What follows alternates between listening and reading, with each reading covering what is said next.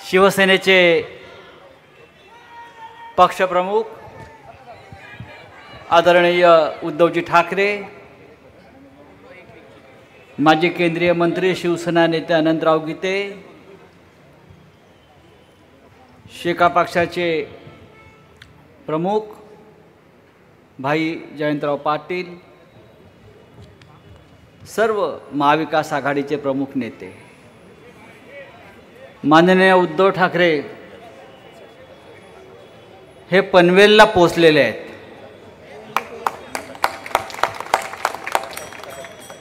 आम्हाला असं वाटलं की मावळ लोकसभा मतदारसंघाच्या खासदारांना गद्दारी केल्यावर ते पक्ष आहे की नाही,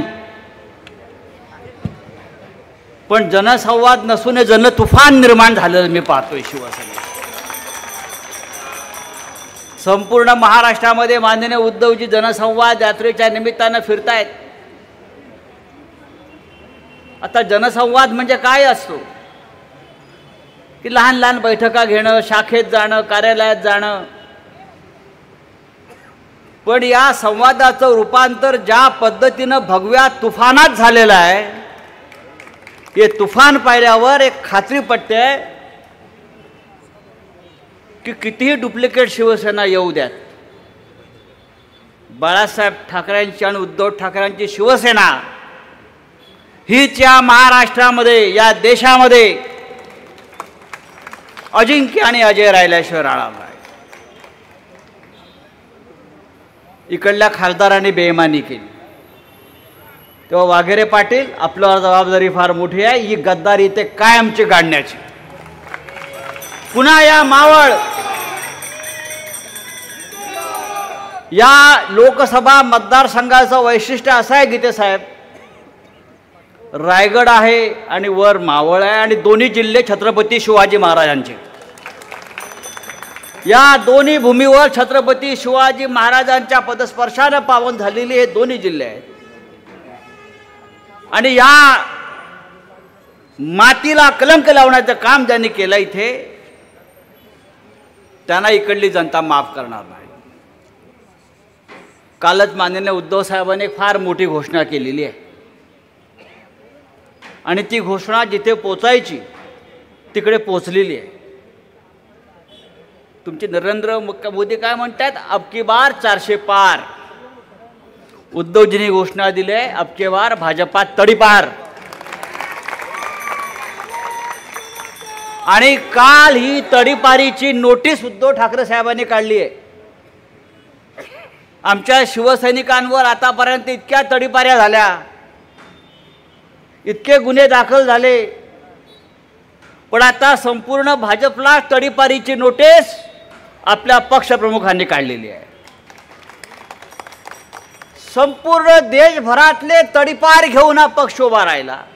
सगळे भ्रष्टाचारी, सगळे चोर, सगळे दरोडेखोर, सगळे बलात्कारी, सगळे भ्रष्टाचारी, या सगळ्यांचा तडीपार पक्ष कुठला असेल तर तो भारतीय जनता पक्ष.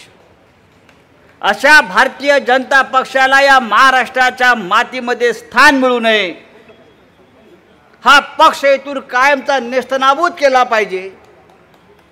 यासाठी माननीय उद्धव ठाकरे साहेबांनी जो संघर्ष सुरू केलेला आहे त्या संघर्षाला आपण साथ दिली पाहिजे. मावळ तर आपण जिंकणारच आहोत, बाजूला रायगड जिंकणार आहोत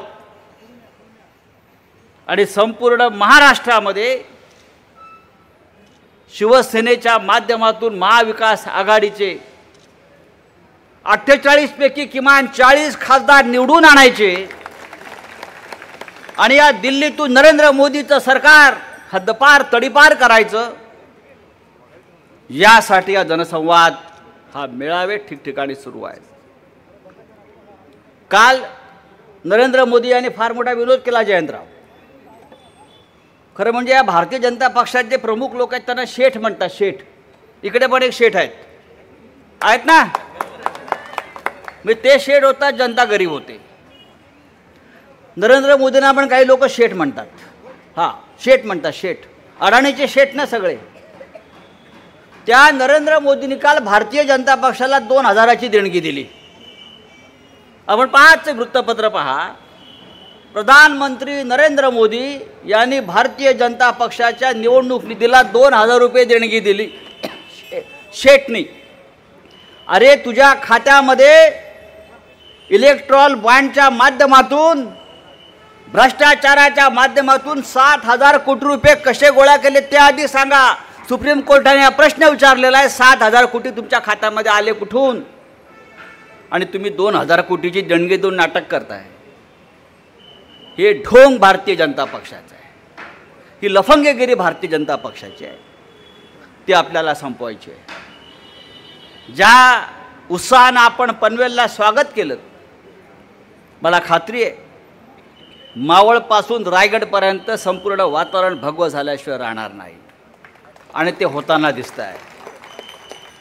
मी वाघेरे पाटलांना एवढं सांगेन, आपण शिवसेना परिवारामध्ये आलेला आहात आणि पूर्णपणे मिसळून गेलेला आहात.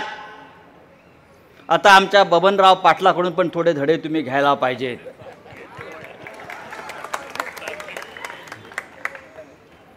ही शिवसेना अशीच आहे. अंगावर आलं तर शिंगावर येऊ, अरे म्हणाल तर कारे म्हणू. उगाच आमच्या नादाला लागू नका. आमचा नाद करायचा नाही. तुम्हाला दुसऱ्याच नादाला लावल्याशिवाय आम्ही राहणार नाही. माननीय उद्धवजी, या पनवेलचं आणि आपलं फार आपला पुराणा नाता आहे. मला असं वाटतं की प्रबोधनकार ठाकरे त्यांचे आजोबा म्हणजे ठाकरे कुटुंबाचं मूळ या पनवेलमध्ये आहे. आणि हे बाळासाहेबांनी अनेकदा आपल्या भाषणात सांगितलं. आणि म्हणून त्या दृष्टीनं सुद्धा एक नातं म्हणून, एक भावना म्हणून सुद्धा या पनवेलला केलेलं आपण स्वागत फार महत्त्वाचं आहे. मी पुन्हा एकदा आपणा सगळ्यांचं आभार मानतो की आपण ज्या जल्लोषात स्वागत केलं, अशाच पद्धतीनं लोकसभेला शिवसेनेच्या खासदारांना विजयी करून त्या विजयी मिरवणुकीला सुद्धा उद्धवजींना आमंत्रित करा. जय हिंद, जय महाराष्ट्र. धन्यवाद. यानंतर